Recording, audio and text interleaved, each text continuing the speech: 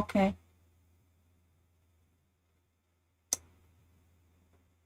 Hardest issue here. By the way, there is like Hebrew subtitles. They're really bad. I don't know who did them, and why bother having subtitles if you cannot do it properly. Hardest issue here in Michigan is the Middle Can you East. hear Bill now? Bill? And I have to be careful what I say because there's only one president at a time, and none of us can get ahead of where we're going. But I think we'll. I don't understand this sentence. What is he even trying to say? I have to be careful because there is one president at a time. What is he saying? What does it mean? Okay, so you guys saying the volume is low. Is it low or am I loud? Am I being too loud?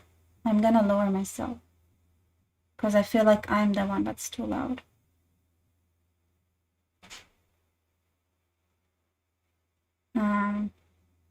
Because I don't think I can do him louder than that. Yeah, like.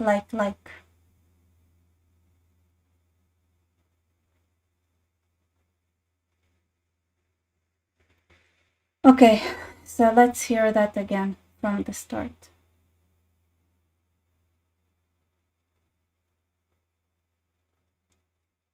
Like you shouldn't criticize the current president policies. That's what he was trying to say. Like, what's the point of having a democracy if you cannot criticize the current president's policy? That's such a weird statement. I try to lower mine, so let me know if I should lower myself even more.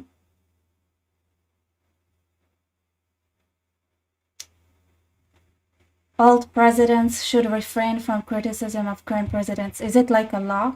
Is it like something that is common sense in the United States that you're not supposed to criticize whoever is in charge? Okay, good to know. Well, I think he should be focusing on criticizing himself, and that would be good enough. Hardest issue here in Michigan is the Middle East. And I have to be careful what I say because there's only one president at a time, and none of us can get ahead of where we're going. But I think we're going to have to essentially start again on the peace process. And No, you don't need to start again. You need to not start again, actually. I think you are right from the get-go, the conclusion is wrong. It's like, let's start over.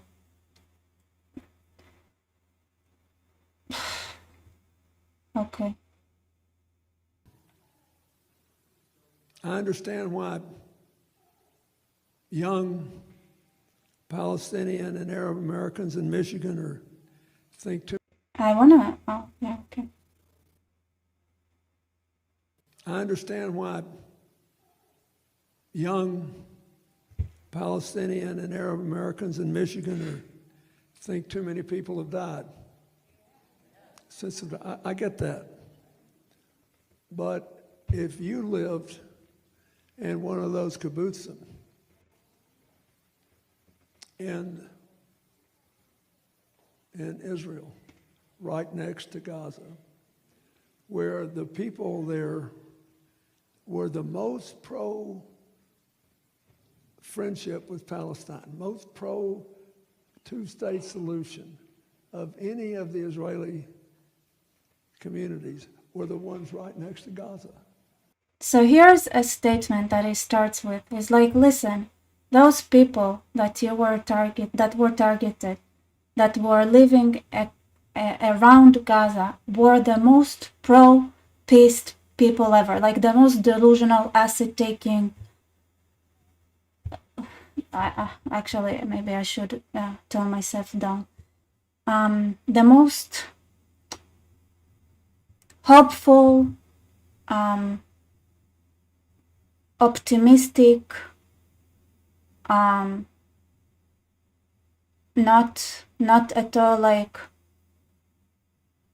delusional and maybe a bit schizophrenic. I don't know how to explain this way of thinking. No, what I mean is like they were very optimistic, and they were believing in humanity, and they believed in people, and they believed in the peace process. Hippies, yes, hippies.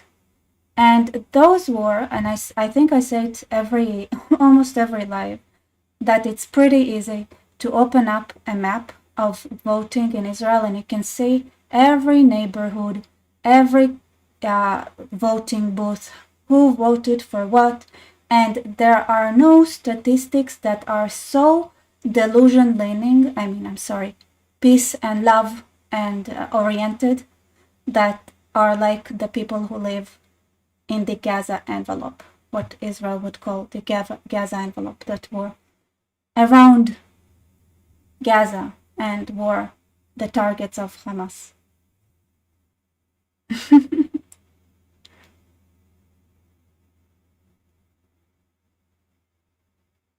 Yes, living in La La Land. They were living in La La Land. They were working the ground. They were farmers. They were working in agriculture. They had their communities. They didn't know even how to lock their doors. They didn't use keys. Some did, the ones that were like, guys, aren't we next to like a nest of hornets? Shouldn't we like be ready to deal with the hornets if they come? And they were laughed at. We're like, nah, why are you worried? Blah, blah, blah. Yeah. And Hamas butchered them. And so then the people who criticize it are essentially saying, yeah, but look how many people you've killed in Ritalin. So how many is enough for you to kill to punish them for the terrible things they did?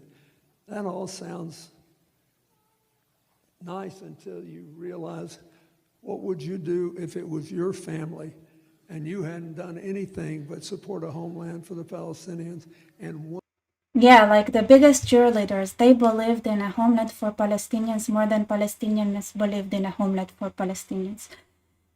I'll tell you why, because it's funny, but why nobody wants to answer the simple question of, okay, let's say there is a homeland for the Palestinians. How are they gonna make money? Like their only thing that they do that is peaceful is olives.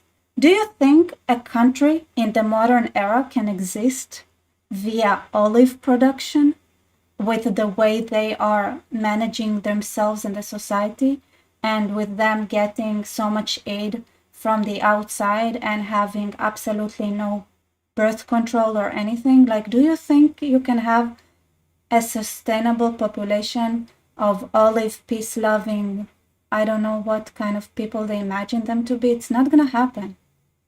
It's not gonna happen. And unless you can tell, like if you support a Palestinian state, you'll be like, okay, so how this Palestinian state will sustain itself? How would it be independent? Like who's gonna replace the water people in Israel, the water engineers? Do you have enough water engineers? Do you have enough anything? Nope. Like you have to answer those kind of boring questions before, but none of them work. They're all they either work in service, or they are engineers, but the only thing they can engineer is suicide bombs or suicide vests, or they are mafia gang members that get money from outside and then put it in their own pockets. That's it. one day they come for you and slaughter the people in your village, you would say, well, you'll have to forgive me, I'm not keeping score that way. It isn't how many we've had to kill, because Hamas makes sure that they're shielded by civilians.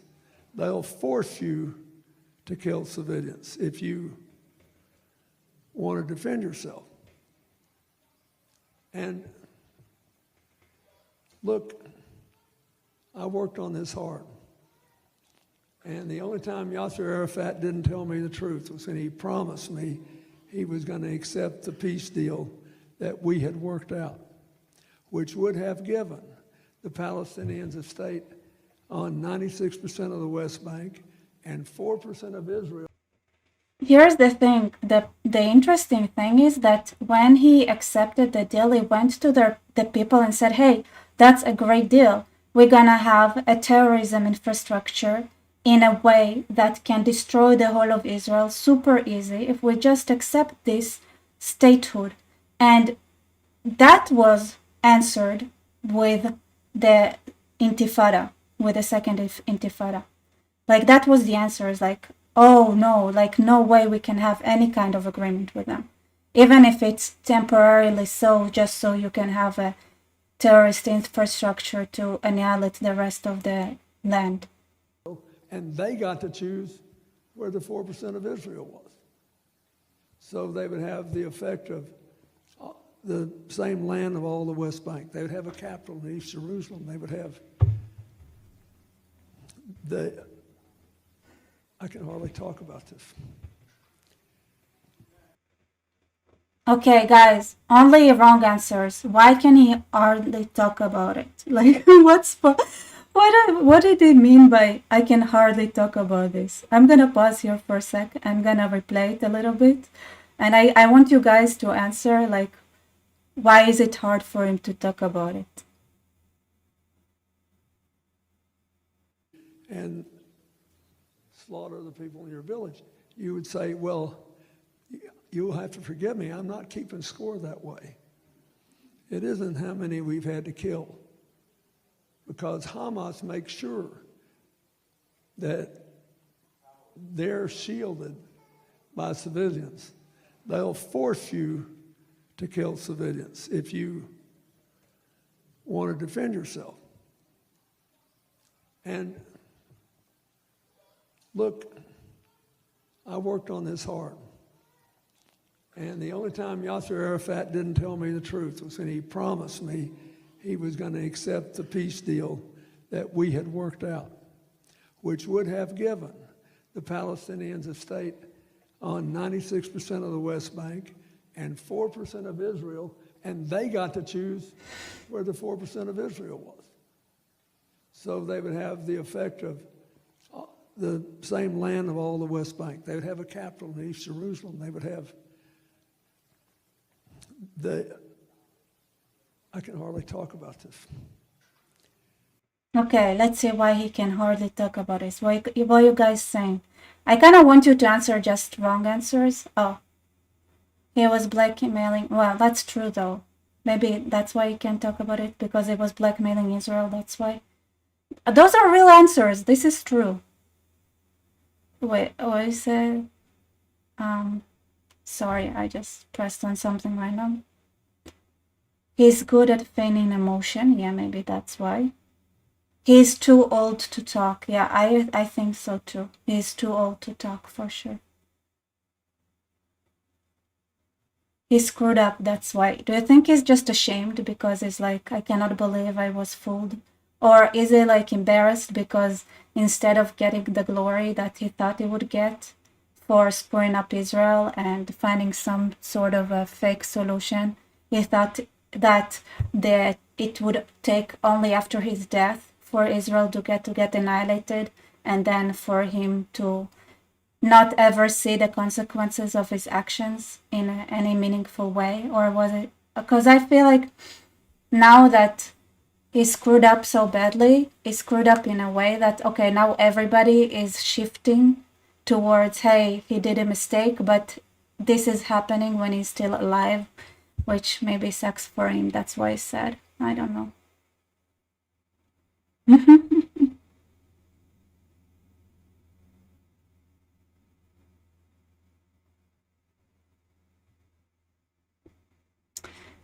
Bill, don't talk at all. You are misleading Jews to vote for Dema. I don't think anybody can vote for Democrats after watching this.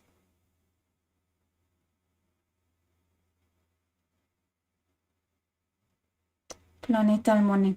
He can't lie and keep the bullshit as quickly, as cleverly as he used to be able to. He knew from the start that he was selling a lie and tricking people the typical political fashion. I wonder, do you guys think they always knew? Like they knew? They do it knowingly? Or are they really, really dumb? Or do they just not understand the Middle East? And they would have equal access all day, every day, to the security towers that Israel maintained all through the West Bank up to the Golden Heights.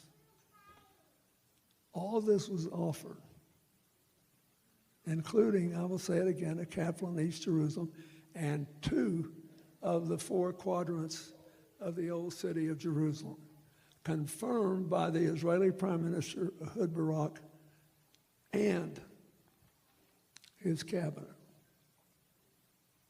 And they said no.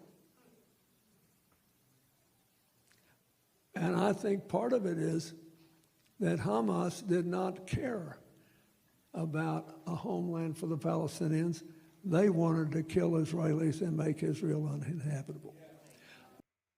Well, I think I want to go back a little bit because I wish he was more accurate. Arafat was like he was representing Fatah, the PLO, not Hamas, but Hamas I think were the one that were leading the Intifada, like resisting any sort of agreement with Israel. But both sides wanted to annihilate the Jews. Like this is bipartisan, fundamental, very like noble goal to annihilate the Jews. It's a very fundamental, noble, bipartisan goal that is true across the Arab society, which is now starting to change because it's, when you live that lifestyle, then your population doesn't really develop itself that well. So I actually saw a documentary that was done in Saudi in Arabic. I watched it completely in Arabic. It's not that I speak Arabic that well, but to be honest, I feel like the more proper Arabic is, the more it's similar than to Hebrew. And then I know the topic they talk about, so I could get the gist. So I watched it in Arabic without subtitles or anything. And it was a couple of years ago, I think, that I watched it. Yeah, I think actually a bit more than a year and a half ago, something like that. And where they talked about how Saudi was doing its best to help the negotiations, how much they did for the Palestinians.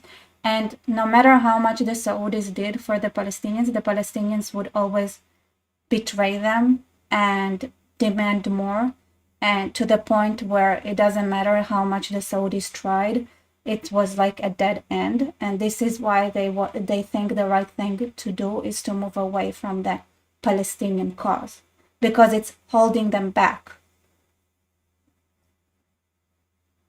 Well, I got news for them. They were there first, before there was. Oh, that's my favorite. Wait. They're like, the Jews were there first. Not care about a homeland for the Palestinians. One more. Yeah. Rock. And. Wait, I feel like I didn't comment on some stuff, like Ehud Barak. Ugh, that's my comment. Bleh. All day, every day, to the security towers that Israel maintained all through the West Bank up to the Golden Heights. All this was offered, including, I will say it again, a capital in East Jerusalem and 2 of the 4 quadrants of the old city of Jerusalem, confirmed by the Israeli Prime Minister Ehud Barak and his cabinet. And they said no. And I think part of it is that Hamas did not care about a homeland for the Palestinians. They wanted to kill Israelis and make Israel uninhabitable. Well, I got Yeah, they wanted to kill Israelis and make Israel uninhabitable. For that part where it's like hearing that Bill Clinton in Michigan telling that to Muslims, just the plain old truth of like Jews were there first, Hamas and your Palestinians are bloodthirsty. I mean, he said it in a more politically correct way, but that's the bottom line and the same bottom line. for them. They were there And the Jews were there first. Like, it's so basic. Everybody knows that. first. Before there was, their faith existed. They were there. In the time of King David, and the southernmost tribes had Judea and Samaria. But the whole fight that you have seen played out was present in the beginning for Israel. Two parties, Likud and Labor. Likud says, we want the whole West Bank. Okay, here is like where he starts talking just stupid stuff, to be honest, because a lot in the Likud are also secular. A lot of them would say, well, you know, for technical reasons, we're just not as stupid as the La La Land people that believe that there could be a Palestinian state. Like, you have to be completely living on acid to believe that. The way Bill does, but anyway, I'm gonna let him speak. The whole fight, the time of King David, and the southernmost tribes had Judea and Samaria. But the whole fight that you have seen played out was present in the beginning for Israel. Two parties, Likud and Labor. Likud says, we want the whole West Bank because we had it in the time of David, and to heck with whoever came later and other things. And the heck whatever came later. Like, seriously? Likud, this is the ruling party. Like, when he does that, he's trying to undermine, like, this desperate goal to undermine the ruling party in Israel, the government of Israel. There is no Labor Party anymore. The Labor Party is dead. Like, he's talking about things that don't exist anymore. Labor said, we will take what the United Nations has offered us, and we will make a garden in the desert. Right. The Labor says we're gonna make a blooming desert, and the Likud says, rawr, we want the whole country, and we don't care if there are other people living here. We're gonna...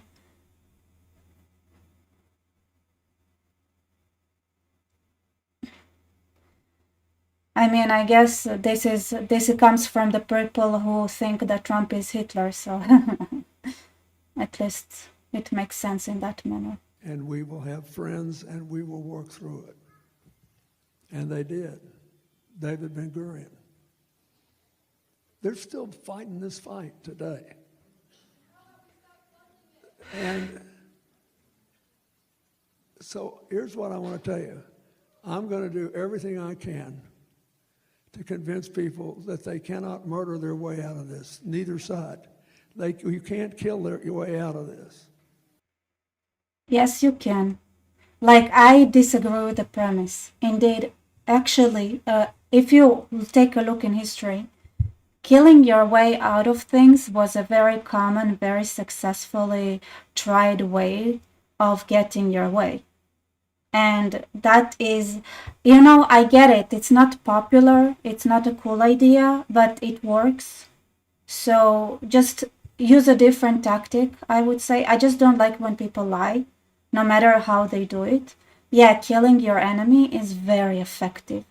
Killing your way out of something is very effective. Just think about the fact like the United States, I don't know, doesn't have to share anything with other people because they fought wars that were finished with complete victory, you know. Or I don't want to go to the United States because everybody is villainizing the United States, but still, like, well, the Arabs, wherever they are, like, they killed their way through and it worked, and everybody is recognizing 22 Arab states, at least. I don't know how many there are, but seriously, they, and half of them are half a state. So there is, you know, two Yemen for the Shiites, the Houthis, and Yemen for the other Yemens, and everybody's starving. So I don't know how many Arab countries there are, but there are tons of Arab countries, and they, guess what? They killed their way through. And now everybody's thinking that those countries are Arab. So, just for the record, just don't lie. This way works. It works. It's inhumane, but it works. And they have to make a new beginning. But when I read that people in Michigan are thinking about not voting because they're mad at the Biden administration for honoring its historic obligation to try to keep Israel from being destroyed, I think that's a mistake, because Donald Trump has shown what he wants. And I don't think it's, and he claims it's good. What is he talking about? 1 second, wait, here's it. Okay. I'm going to do everything I can to convince people that they cannot murder their way out of this, neither side. That's a false, that's not true. Like, it works. Look at Europe. Europe is Judenfrei, and they killed way through it. Like, the Hitler had a goal. The most like basic goal that they had was to make sure that there are no Jews in Europe. And look, there are no Jews in Europe. Even the Jews, like the pet Jews that you have in Europe, most of them are barely Jewish. Like, they have one parent. Like, they are Jewish according to Nazism, where they have one grandparent that is Jewish, but that's it. So they cleaned Europe of Jews. They managed to do it, and with the way things are going, it's gonna be a complete success. And same with the Arab countries. There are no Jews in Arab countries, and they were working with Hitler on the same goal. And guess what? They managed to get their goal, and they killed to get that goal of having 0 Jews in their territories, whether it's Europe or Arab countries. And nobody says anything, and it's okay. It's normal. And now Jews are sitting ducks in Europe and wherever they are, and nobody cares. So no, this I don't like. I don't like when people say it, because they succeeded. They succeeded with killing. It's wrong to say. The full truth would say you can kill, but then it doesn't mean that your country is gonna be in a good state afterwards. That's maybe a different claim, but not even that is always true. You can't kill your way out of this. And they have to make a new beginning. But when I read that people in Michigan are thinking about not voting because they're mad at the Biden administration for honoring its historic obligation to try to keep Israel from being destroyed, I think that's a mistake, because Donald Trump has shown what he wants. And do you think he's gonna actually spell out what Donald Trump showed he wanted? Like, he's gonna say it properly, or is it gonna be, you know what he wants, wink wink?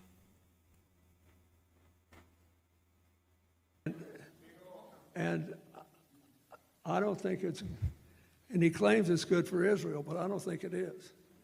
I think we still. I mean, okay, personally, like, this is what the term humility is for. Like, you know, Humility is when nothing you do works.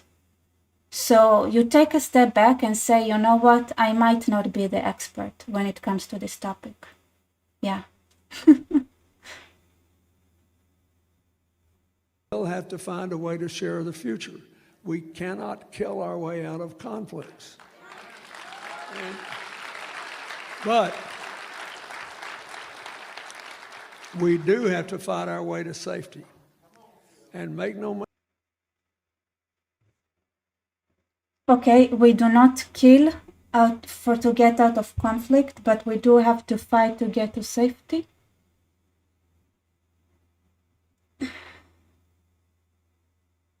I want to have somebody who would explain to me what's the difference. Mistake about it. We've got now Iran, a Shia state, the Hezbollah, a Shia sect, the Houthis, a Shia sect, now with Hamas, a Sunni Arab operation, united in thinking the only thing that we have to do is run every Jew out of Israel. And I'm sorry, but I'm not for that. I think that is wrong. It violates everything we've stood for. And in the end, it won't be good for the Palestinian people. I'll never forget Arafat, when he promised me he was going to take this deal we worked out. He always was fighting with Prime Minister Barak, and I said, wait a minute. I said, you think I care about the Palestinian children? And he said, oh, much more than the Arabs do. Yeah, well, that should have rung you, like, that should have been like an alarm. It's like, "Tutun, tutun, tutun, tutun. Danger, danger, danger, you're dealing with the psychos."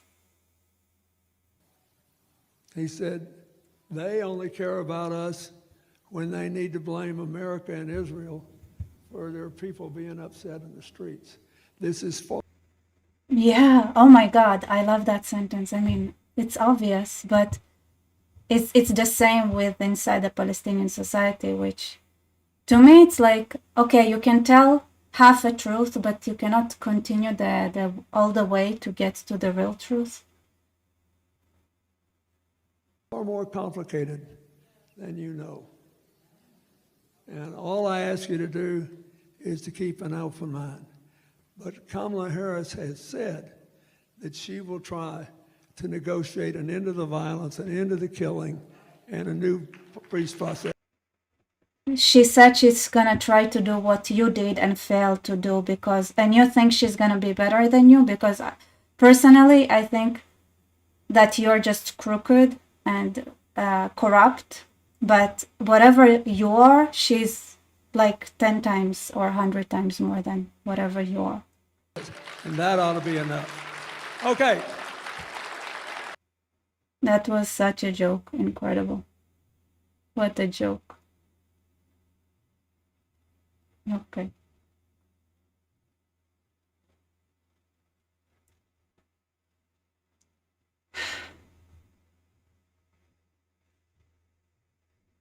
Let's see what you guys. Kirk, thank you so much for your support. Why that said by Clinton regarding Barak and Arafat suddenly become any of the news? I'm old enough to remember those 96% or 96 were openly discussed.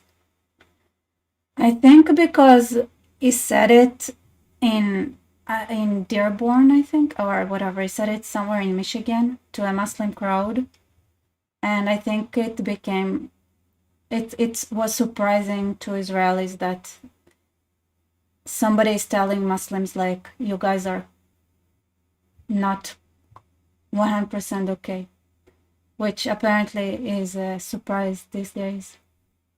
So I just thought I would look at it, and it's like, obviously there is nothing there that's real. Alex, why fast track? Thank you so much, Chet, for Rebecca 2024. Thank you so much for your support. We have the elections in a couple of days too, which is crazy. I just don't know. Like, why did it become news? I guess because Because how pathetic the world is now. I have nothing nicer to say. By the way, did you guys see what Mossab wrote about the new Egyptian Arafat? Maybe we should read that tweet. It was an awesome tweet. I should show it to you.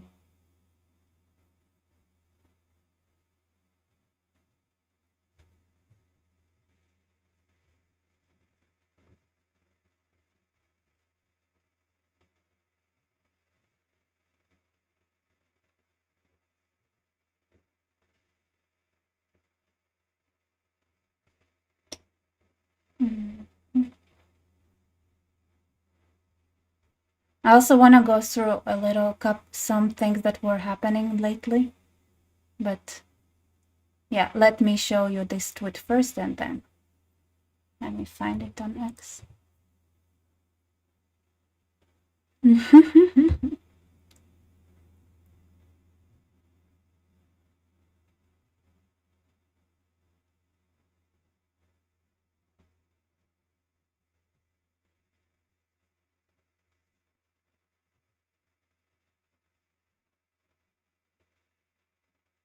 1 second, here it is. Let me talk about the hardest issue here in Michigan is the Middle East. Wait, what is this? And I have to be careful what I say. I don't know why that guy appeared again. Okay, here what we have. The new Egyptian Arafat. This is what's incredible to me. Like, why is nobody saying anything about how did this awful human being, what's his name, became so popular? He's a criminal. Like the way he behaves and who he is, he's a criminal, to be honest. That's what I think of him. Anyway, let's read. I'm gonna put my face here so it would make sense. All right. The new Egyptian Arafat, who is determined to make Gaza children pay for his anti-Jewish stance. On one hand, he is validating an armed resistance of terrorist gangs who have violated every war protocol against their enemies and their own society. On the other hand, he complains about the loss of innocent life. This self-appointed joker is not the first or the last Egyptian con artist who made name and wealth out of Gaza tragedy. Gaza children are not Palestinians, they are simply children who have been enslaved to violent indoctrination and with no end game in sight. Hamas, Hezbollah, and Ayatollah have been sacrificing children for political and financial gain. To portray them as freedom fighters is validating their evil practice against defenseless children. By the way, it's also a question of how much you can blame someone like Bassem Youssef, who grew up in a society where one of the most popular books is Mein Kampf. Mein Kampf in Egypt is a bestseller. And personally, I didn't read it, but I trust my friend who had read it. Like, I read sections of it, but I didn't bother, like, reading it from cover to cover. Maybe I should do that.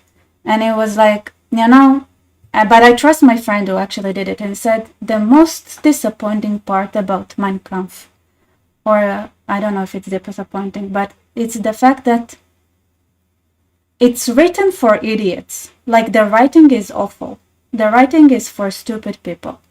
So yeah, I don't know what it means about that book being a #1 seller. Like, I don't know.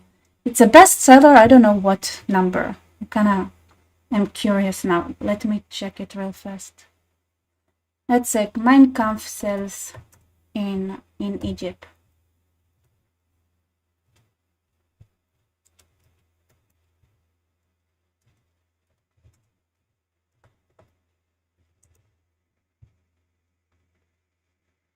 Mm-hmm. I don't know if it. Yeah, I don't know if it's gonna find statistics.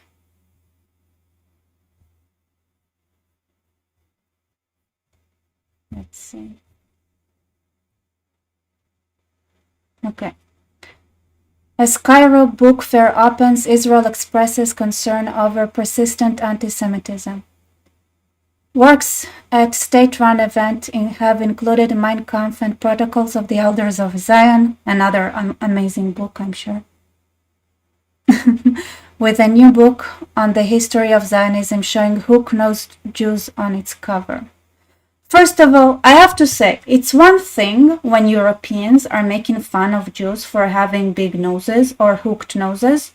It's a different thing when Arabs do it. When Arabs do it, let's have a talk. Are you so behind that you don't own mirrors? Is that your problem? Because whatever you think about Jewish noses, Arab noses are about 50% bigger, right? So the average of an Arab nose is like 1.5 times a Jewish nose. So seriously, let's look at this ugly person again. Look at him. Do you think he can say like he buying books with look at his nose. It's a big nose. Like, I get it if a European says something about somebody's nose, but Arabs? Seriously? Okay. Let's continue. I wonder, this is from January 23rd, 2023.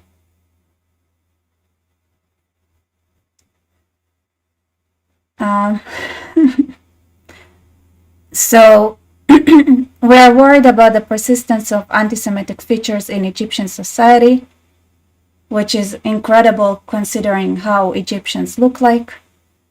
I read a statement from Foreign Ministry that expressed book publishing and present. Anyway, a particularly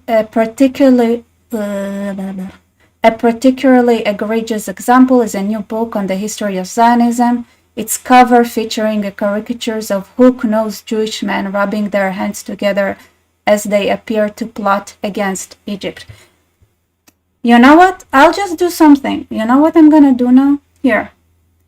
Let me just search from some famous people.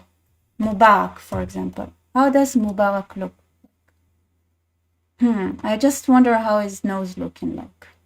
Interesting, very interesting. To be honest, not too hooked, but still very permanent. Let me show you. See, like this is.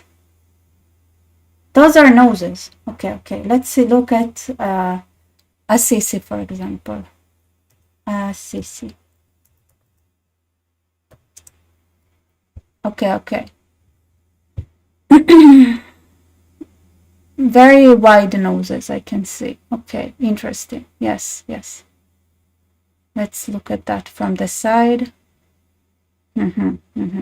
Interesting. Okay. Let's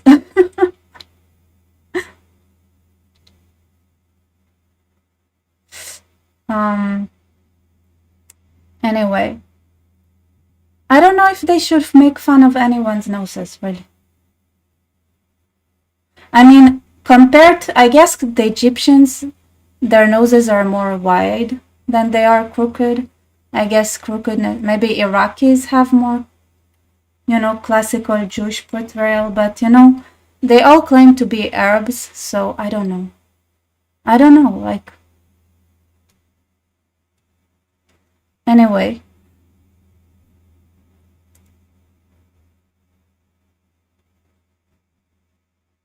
Let's see. This self-appointed joker is not the first or the last Egyptian con artist who made a name and wealth out of Gaza tragedy. Gaza children are not Palestinians, they are simply children who have been enslaved to violent indoctrination with no endgame in sight.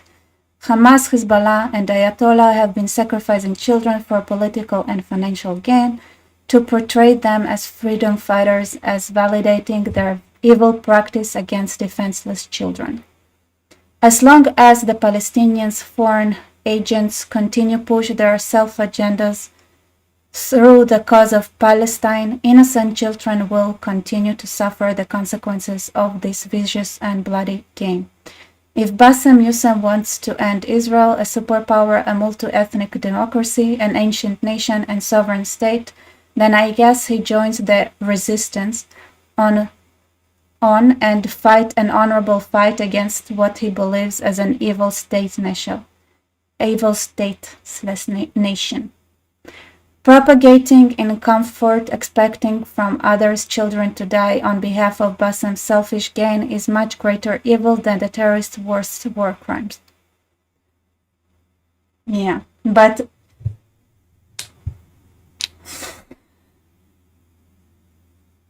at least he's an Arab.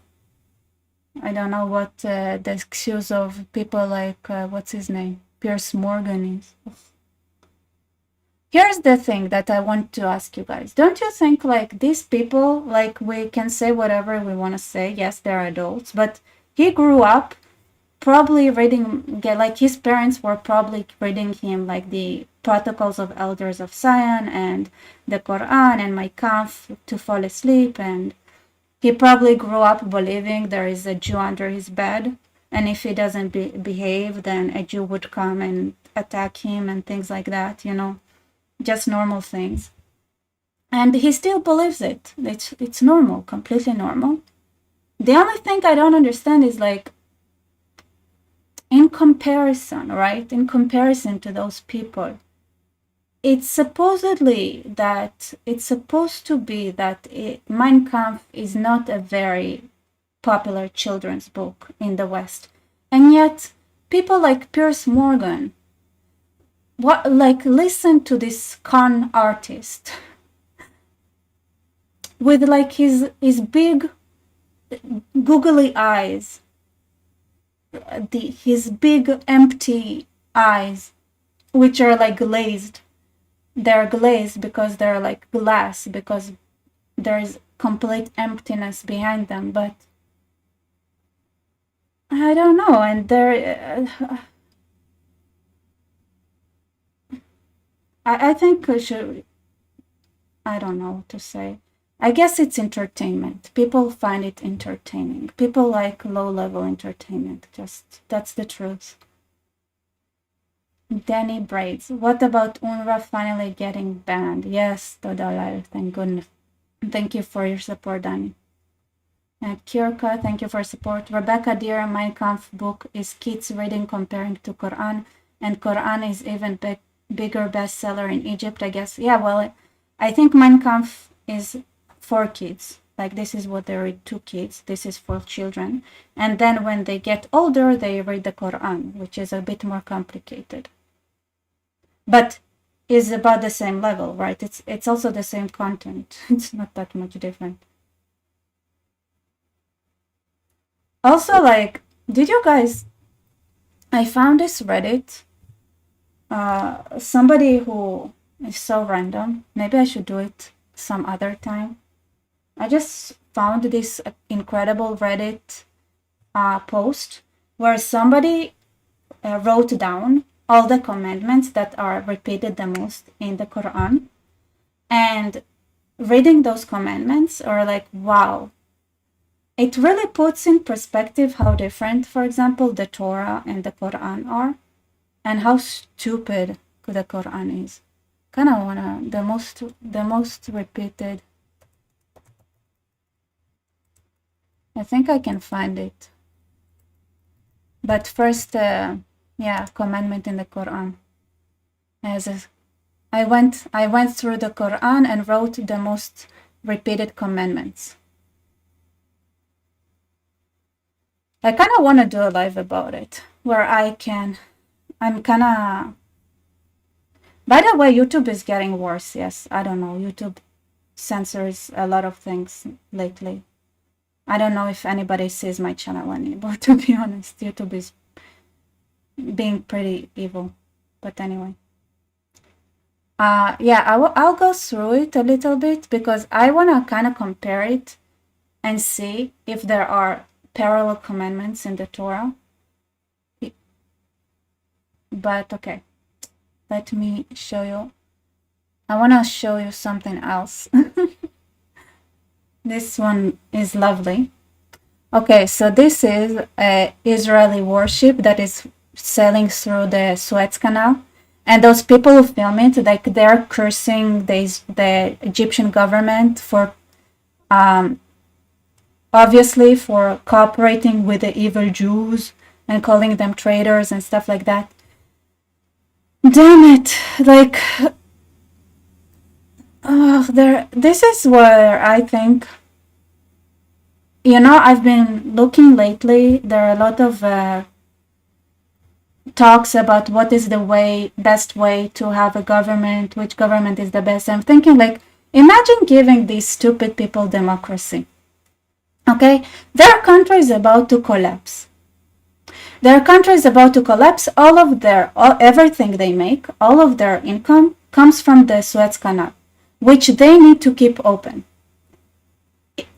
How are they gonna keep it open without cooperating with Israel?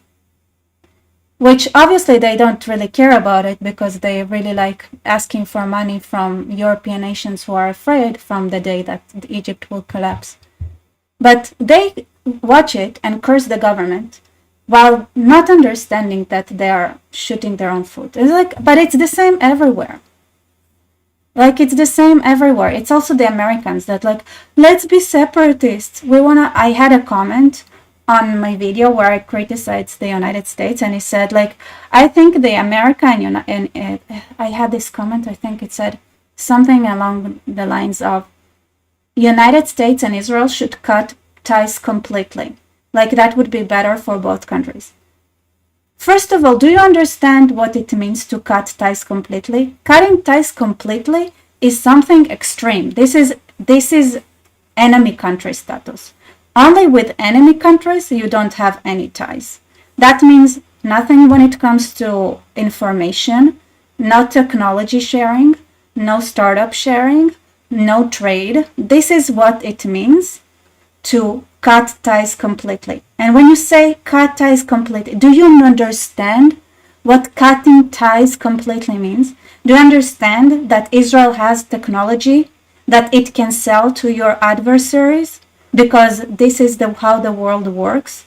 If you have a tiny nation with zero natural resources, they're gonna have to have connections with some country that has natural resources. And now look at the map and tell me what countries have natural resources and what countries don't. And now try to understand the consequences of cutting ties with a country that has technology that can destroy your country. Like, they're so stupid, and that kills me, really.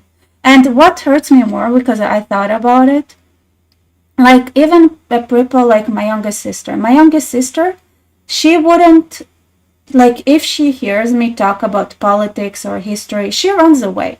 And I think, you know what? She knows what to vote for because, okay, she trusts me, but then what about her children? What about the next generation?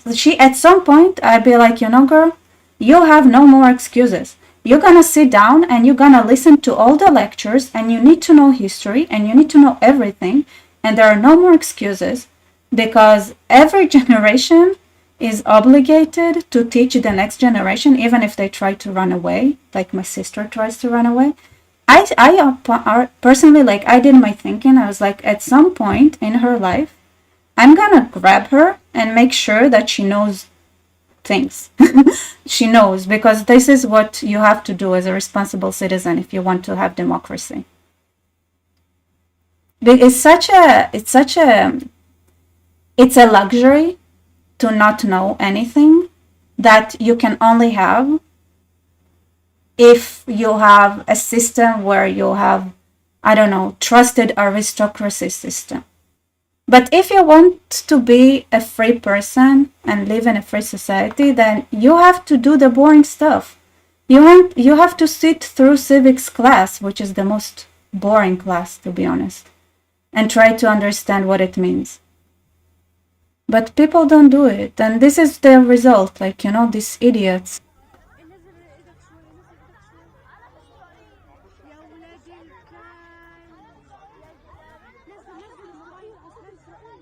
اهو مصر واسرائيل مع بعض.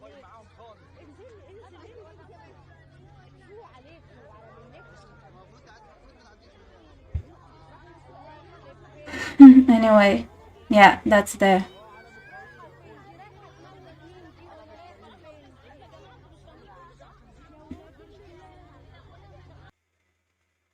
Anyway, luckily, they don't have democracy, for the record. But on the other hand, like, they also don't have people who can go and present an alternative line and tell them, hey, we have to cooperate with Israel, for example, or tell them that Hamas are terrorists, because they also have to have the outside excuse to why they're such a failing, pathetic country the way they are. But whatever. So, this is Sanchez, Pedro Sanchez. This is the Prime Minister of Spain getting attacked by a mob. By frustrated citizens of Valencia that was flooded, but they are refusing to announce a state of emergency. So people are mad because there is a state of emergency, which they try to pretend there isn't. This is crazy. This is the flooding in Valencia is crazy. I'm sorry, one sec.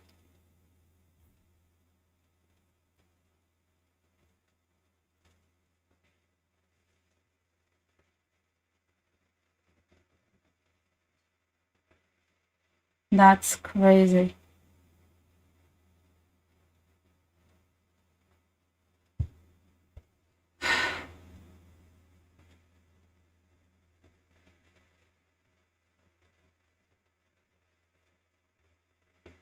And this is crazy as well. Masih Alena Judd. I watched her interview with Winston Marshall. It was great.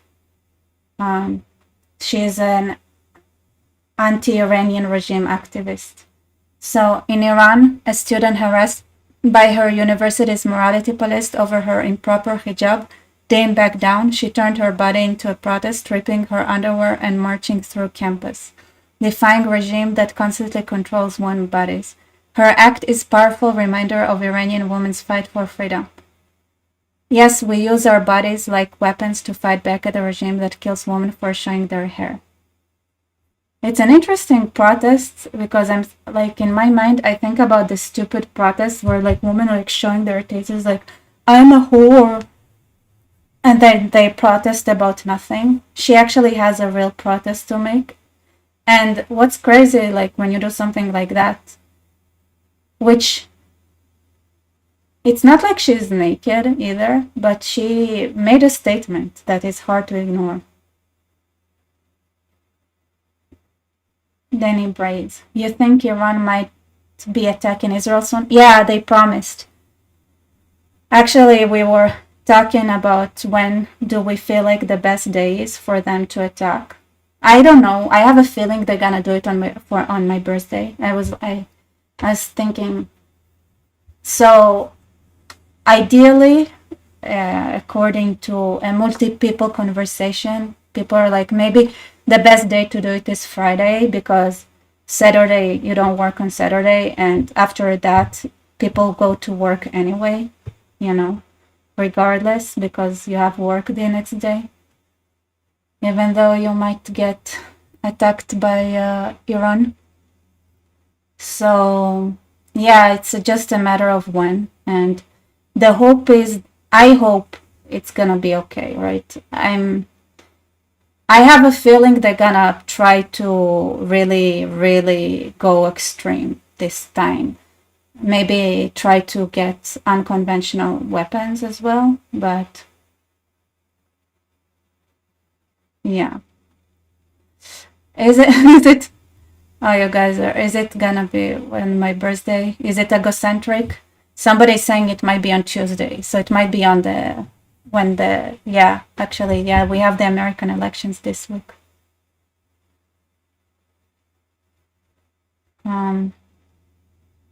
Yep. Okay. What else did I want to show you? Oh, this is a Druze community in Lebanon that they're kicking out Hezbollah members from their village. This is something that we're seeing more and more Christian communities, Druze communities are kicking out Hezbollah members from their country. And there were actually, I don't know why I only have one of them here, but Israel captured in Syria an IRGC member that was watching or patrolling the border with Israel. So it was captured for interrogation. Yeah. So Israel captured him, and he wasn't the only one. They also captured a captain, somebody who was riding boats from the northern part of Lebanon, north from Beirut. They also captured someone and brought him to Israel for investigation. Apparently, he was cooperating with Hezbollah. And also inside of Israel, there is a lot of capturing of people who were leaking documents or private citizens who were working, not different levels with the Iranian regime who give you money for doing all sorts of crap. So there is a lot of crap that's going on. So yeah. A lot of things happening.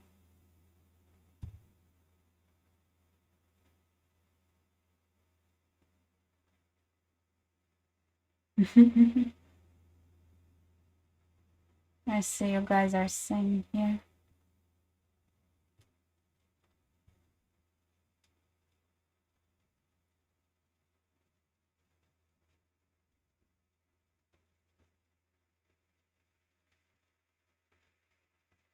Was there a strike on Israel this weekend? There was a strike from Lebanon. I mean, there always are. There are a lot. I think also there was something in Sderot, so from Gaza as well this week. Yeah, I have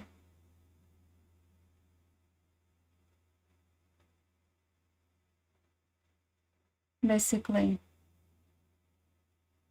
lots of things like that, I guess.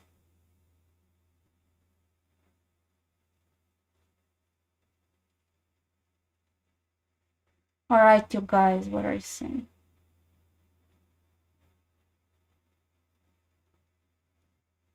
Are you guys ready to vote? Did you guys vote?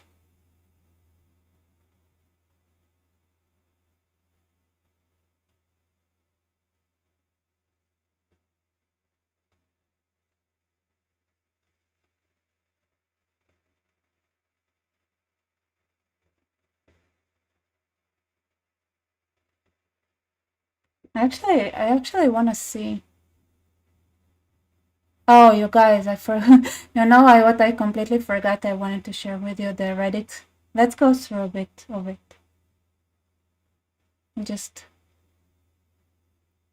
Let's see.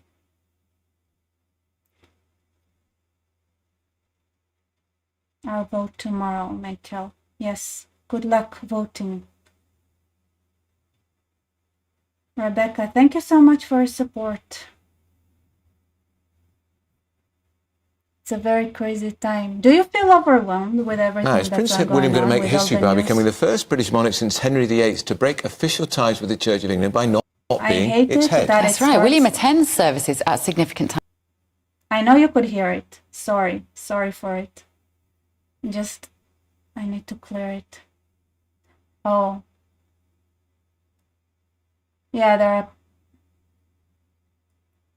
Okay, just, I have some videos that I thought to react on, but I think I would say I'll do it another time, but then there are so many things to react on, so. Okay.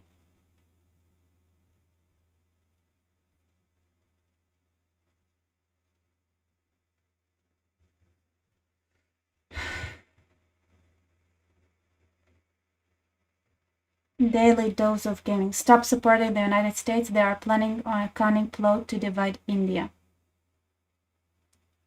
Divide India how? To what countries? Book mouse, I am tired. Tired of news? Yeah. So many things happening. Yeah, no, I was playing for the thing is, like, I wanted to see what the videos I wanted to show you guys, and it starts playing immediately, and that specifically was a video from like 2 years ago or so. I just didn't clear it up. 2 years ago. I mean, obviously not 2 years ago, several months ago, but all right.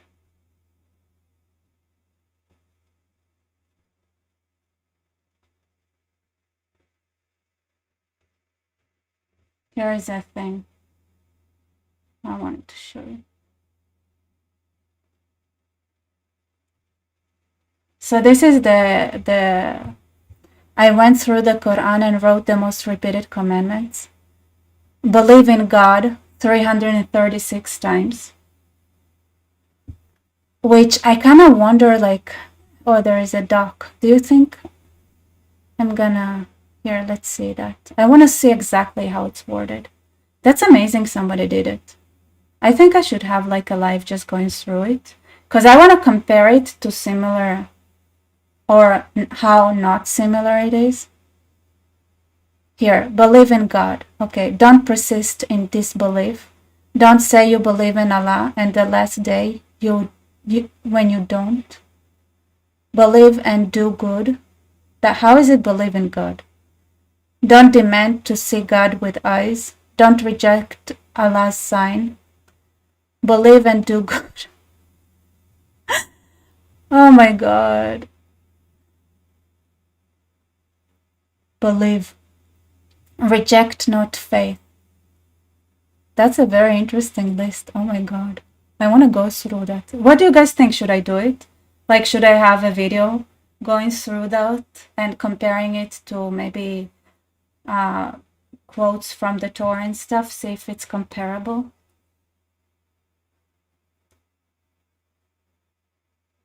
What are you guys saying? Meh. Meh. Guess not. Guess you don't care. Maybe it's too boring. Maybe I should make a video about it. Couldn't be bothered, honestly. Yeah, I get it. I kind of want to do a video about it, maybe. You're saying yes, sounds a great idea. There are disagreements. Islam is a fake religion. Yeah. I actually really like the religion comparison videos that I've made. It didn't get that many views, unfortunately. So guys, watch it and share them if you didn't watch it, please. The videos that I made comparing the three religions. And actually, I didn't finish because I have the full version where it's way longer and a lot more comparisons, but I don't know. To me, I feel like it's really important to compare the religions, because I feel like a lot of the way we think is because of the religion we grew up with.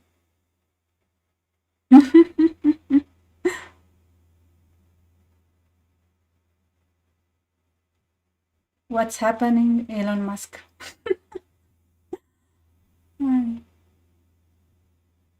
Do I have a religion? I'm a Jew.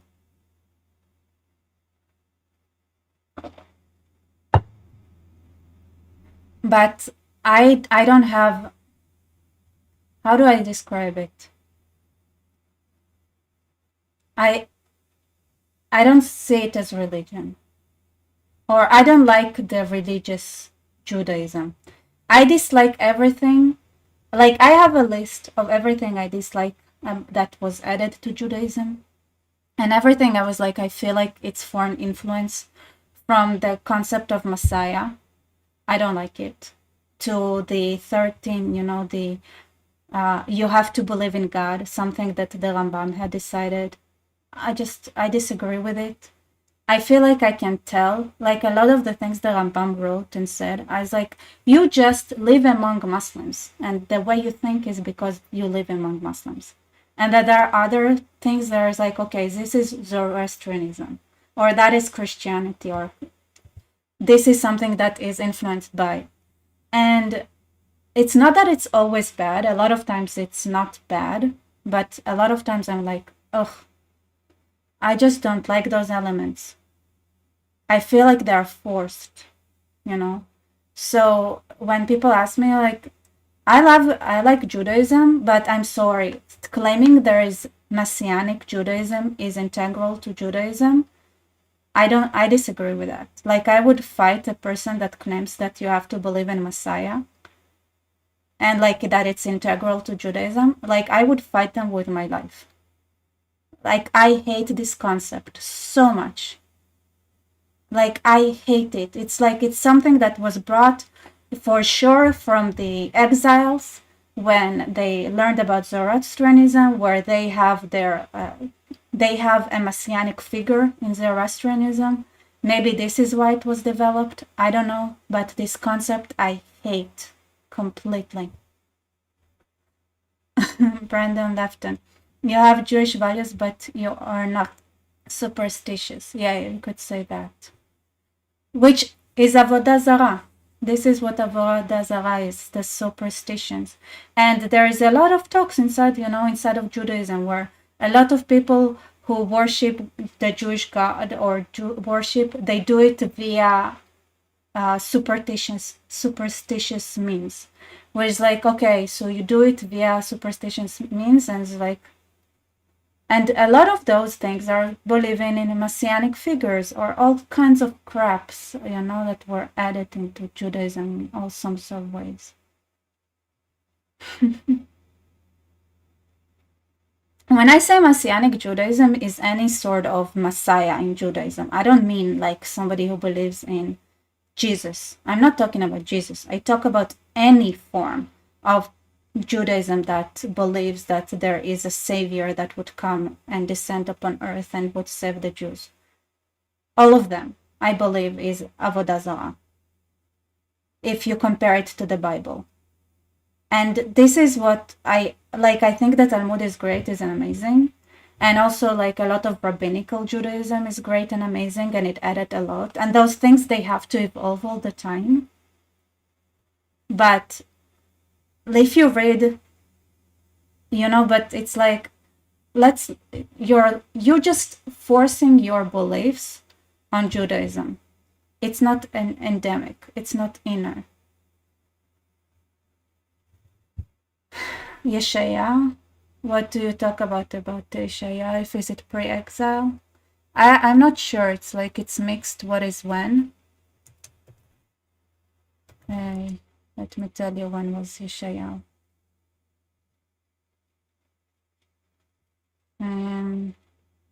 So it says it's pre-exile.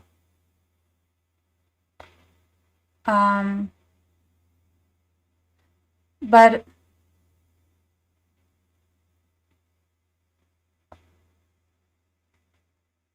let's see.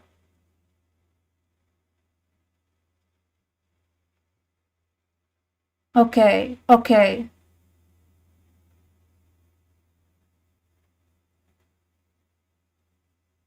So he worked during the Assyrian.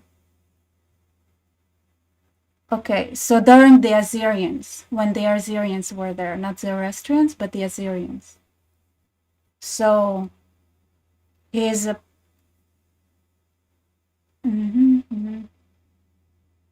But I don't know. Does it talk about the Messiah there? I don't remember. Because I know there are things that are being interpreted as talking about a Messiah, but if you actually go and read them, it's not so clear that it talks about a Messiah. It just says things. Right, so he talks. Anyway.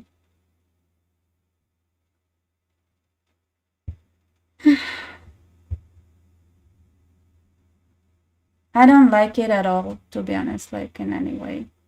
A lot of times, like when it talks about a Messiah, it clearly talks about some sort of a king. It doesn't talk about a Messiah. Or it depends on what exact prophecy or whatever. I don't believe in those kind of prophecy to begin with. I think they were written in hindsight. I think it's, a lot of them maybe might have been added later. A lot of things were written in hindsight in the Bible as well. And I just don't like those concepts. I also don't like this concept like saying that the Torah was given as is by God. Not even the Torah claims it was given by God.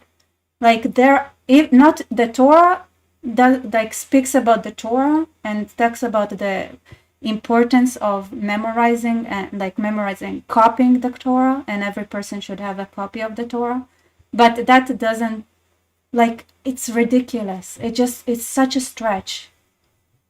So I don't like those. I don't like sticks. It's just taking the Torah and reading it in a way that is contradicting in the Torah is the only way that you can get to accept that the Torah was somehow written completely by Moses. It's completely by, come on. Or it was given by God. No, and also you don't need this crap to be true. Things, sometimes people say smart things just because it happens from time to time. And we should remember that smart thing that somebody said once, because it was smart and it worked. So that's good enough. So I don't like this messianic thinking. I don't like this everything is perfect thinking, which is not true, because there are several copies. Even the Qumran scrolls have several copies of the same books and different versions. I just think it makes Judaism weaker, not stronger.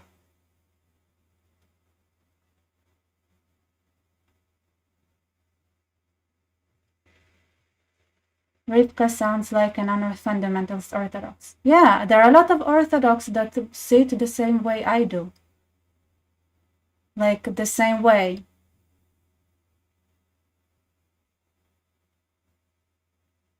I just...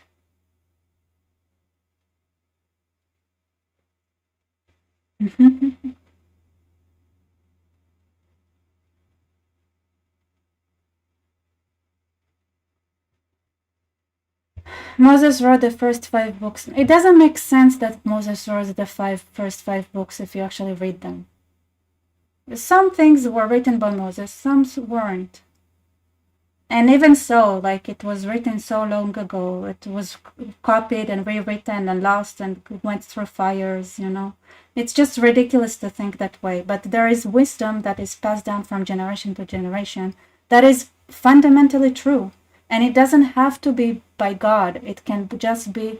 It's just like, what's fundamentally true? If you have, for example, let's say, we have this crazy knowledge now of what fruits you can eat and what fruits you cannot. And let's say we're getting a reset, and the only book that we have kept is a book that is saying what fruits we can eat and what fruits are toxic. Like, we would have to cherish that book from generation to generation, like what it is, like a fundamental, like this is something that our ancestor had learned through the generations, what we are allowed to eat and what we are not allowed to eat. and which is what we do it. We do it without knowing it, like, right? We just spread across a lot of things. But so, but so you cannot disregard it and say, hey, let's throw this book away and start eating the fruit what we should not be eating. It's like, it's weird. And if you treat it properly and you understand the wisdom that it gives you, but at the same time, what kind of wisdom it doesn't give you. And even, here's the thing, once you understand where something is coming from, for example, if you have this book of what you should be eating or shouldn't be eating, let's say you discover a new technological process that allows you to get rid of certain toxins from certain fruits that were historically forbidden, but because you have figured it out that those are the toxins that made it forbidden, and now you can treat it properly, then guess what? You add that to your knowledge. But let's say if there comes a generation that cannot do the processing that is required to remove the toxins, you stop eating the fruit, and then you default to the knowledge that was before that. I feel like those books, like the Torah, should be treated with the respect it deserves. But I hate it when it becomes a sense of like we have to be like sheep, or that it was given by God or something, like, because I feel like instead of giving it the proper honor and respect the book deserves, it loses it. It loses it because once you involve this blind faith and people have their own interpretation or their own understandings, or they apply it in a way that wasn't intended to be applied in from let's just start with the fact that the Torah was written for certain people who lived in a specific land with specific borders, trying to apply the same laws that were true for a certain geographical and condition and climate to other places doesn't necessarily mean it's gonna work. So and then you add that there's like it's from God and it's holy, and then what happens is that people start disregarding the second commandment where they say like do not speak, don't use God's name in vain. Well, it obviously means don't say, hey, God says what this and that just because you believe in it. Just because you blindly believe that something that's true and you start using God's name to justify your thinking. This is why I think it's dangerous. I think it's dangerous because even if it was given by God directly, I personally believe that God would rather, which is me using maybe God's names in vain, but I think there is logic to believing that it's healthier for human psychic to not believe that it was given from God, not directly at least, not as an, because there is a human intermediary which is limited by being human. So even if it were true, I think it's a catastrophic belief system to perpetuate. So I don't like it. Yeah. But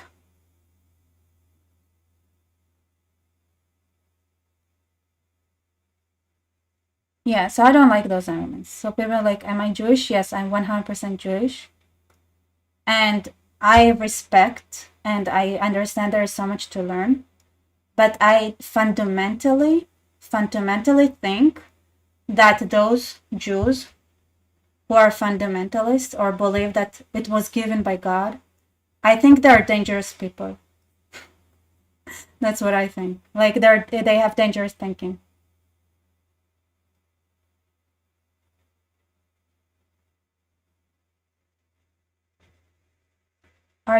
You're saying the old practical laws are not applicable anymore? Absolutely not. They are applicable. It's like I said with the fruits, right? if you discover a way, a method to remove toxins, then you can eat a certain fruit. But if you lose the way, and if you don't remember the fact that there are toxins there originally, which you found a way to process, or there was some sort of, I don't know, you found a genetic mutation that fixed this problem, but you don't remember that it used to be toxic, then one day when your kids will find a bush filled with this fruit, but that would be not the clean version, then they're gonna eat it thinking it's okay and perish. No, you cannot just remove stuff. You have to know why they were there to begin with, and you cannot even remove. You have to keep the log of change, right? The logs of change. But there are things that change even inside the Bible. The Torah, the laws of the Torah in the beginning of the Torah are not the same as the end. The first version of the Ten Commandments is different, very different from the second version of the Ten Commandments in the Torah. And to be honest, I think there is a reason for that. You can see a learning curve between the versions of the Ten Commandments, moving from לא תישא את שקר to לא תענה ברעך את שקר to לא תענה ברעך את שווא. Do not give I'm sorry for screwing it up, maybe just anyway, just going from do not give a false testimony to do not give a testimony in vain. That's a thinking process, because at some point they realized it's not just you don't give false testimony, don't give testimonies in vain, in the sense of, even if it's true, sometimes it's in vain. You know, it's like, even if a testimony that you give is true, like they moved from false testimony to don't give testimony in vain, which is a different word. It's not false testimony, but testimony that is unnecessary, which I think there was a learning curve there between the first version of the commandment and the second, where they like, maybe sometimes things are true, it's true testimony, but it is still the unnecessary testimony.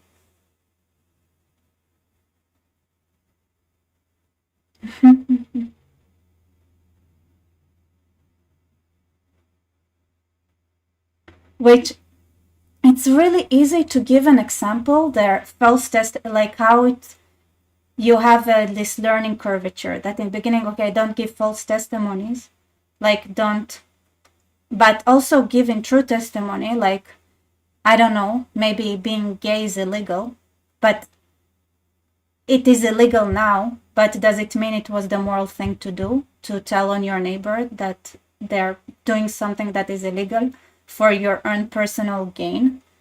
Even though it's not false testimony, it's still in vain, you know? And I feel like there was a process there. I feel like personally, there was a developmental process there where like, maybe some things are true sometimes, but the society is wrong.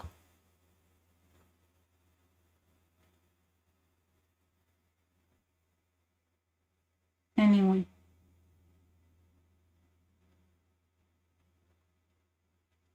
Yeah, there is a learning curve.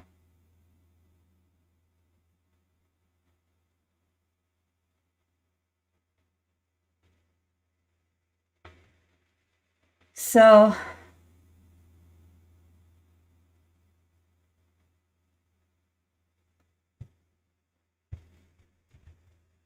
anyway, so yes, thinking is like and then if you start believing in things like every word they're imperfect, then why do we have two different versions? But if you see it as, hey, understand that you have to reflect on the learning curve and interpolate from that, you know, it's different, because it's not, here's a point in time. The way I see it is like you interpolate and you see a direction to where the things are trying and leading to. And sometimes there is regression, and sometimes, but there is a direction there.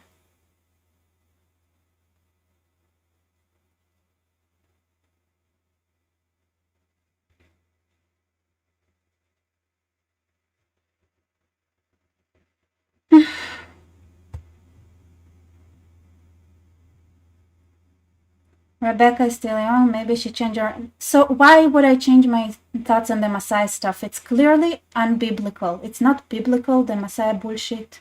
It goes against the fundamentals of real Judaism. And in Judaism, Beit Mikdash is more significant. Even the Beit Mikdash, even that, if you actually read and you see that at first people were sacrificing animals in their own backyards, and then it moved to Beit Mikdash, and there is a process there. I don't know if Beit Mikdash was really fundamental for what Judaism is. It was just moving towards a more centralized religion. And let's be honest, all those things about Messiah and the Talmud was written by people who were persecuted and almost completely annihilated.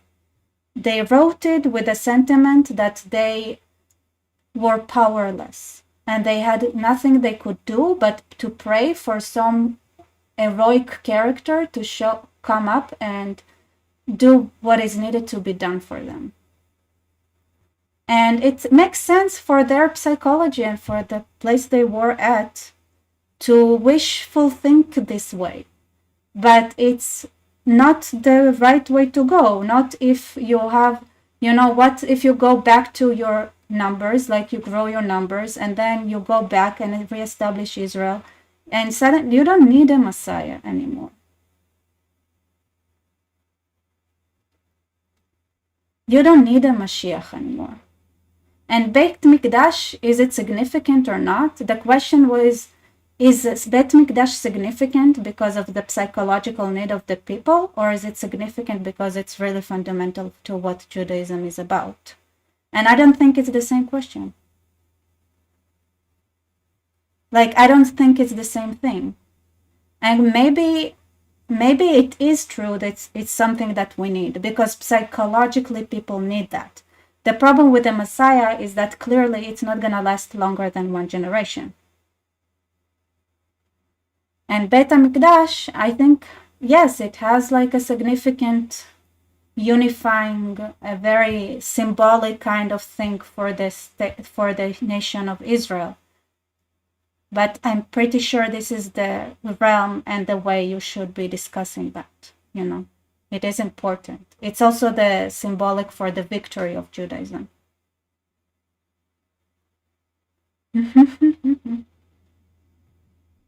Okay, I'm a hot mess. I need a Messiah.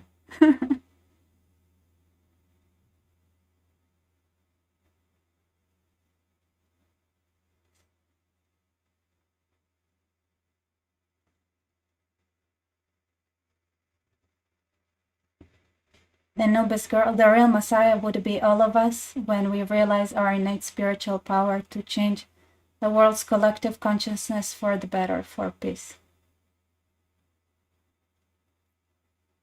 Yeah, maybe.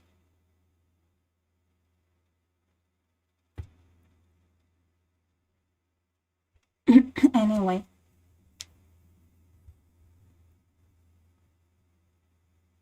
You guys, that was a fun discussion. I'm gonna think about what I want to do with this list of commandments from the Quran. Here, I feel like it is important, believe in God, don't disbelieve. The fact that this commandment appears so many times, it just shows the Quran is a book that is psychologically leading you to be stupid, to not think. And the Torah is supposed to make you think. And I feel that's the fundamental difference, which means that every time somebody comes and tries to take away this aspect and be like, take the thinking part away. I'm like, ugh, I don't like that. Anyway.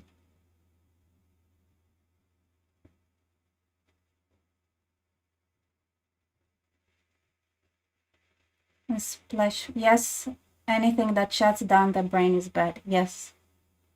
And even so, in certain circumstances, sometimes that you need to shut down the brain.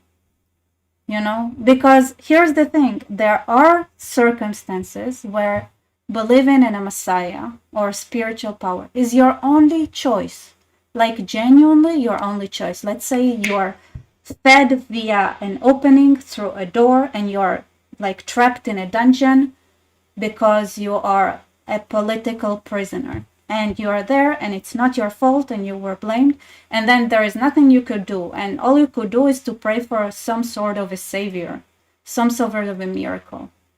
And just and in that case I would say, like, for your own fundamental human being like belief, you have to this is the time where it's like, okay, you need this blind faith. So even saying like anything that shuts down the brain is bad, depends. Sometimes you need to shut your brain, otherwise you're gonna go crazy. So you need faith. It's not so black and it's it's like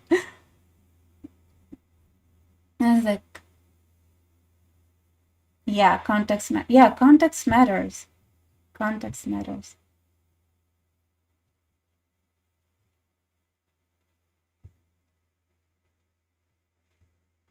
Anyway, you guys have a good night. Thank you so much for you being here. Always have fun talking to y'all. See you later. Also, you guys, share my videos, please. I don't get nobody's seeing what I'm publishing.